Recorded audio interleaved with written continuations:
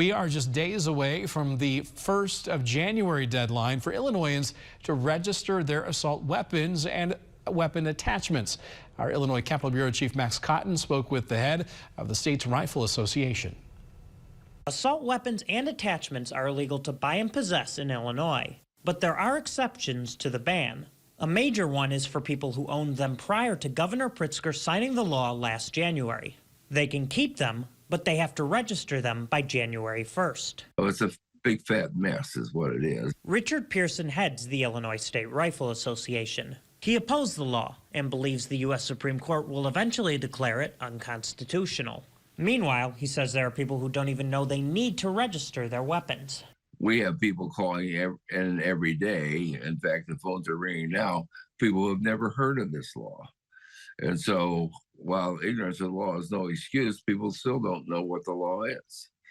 And they've never heard of it. If you are hearing of it for the first time and you own a potentially banned weapon, Pearson says you have a few options. One, of course, is to comply and register their firearms.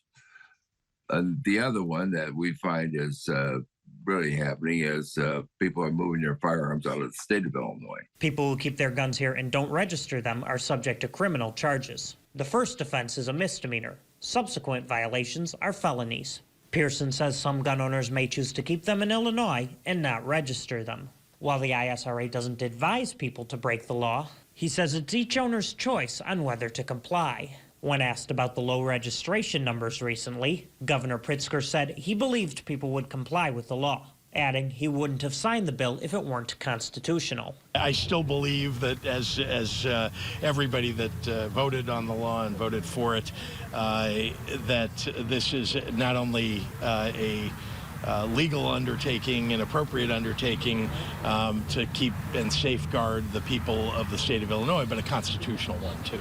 Pearson says the U.S. Supreme Court will be the ultimate arbiter, adding his organization is working on an appeal to the High Court in hopes of the justices striking down the entire law. In Springfield, Max Cotton, WGEM News.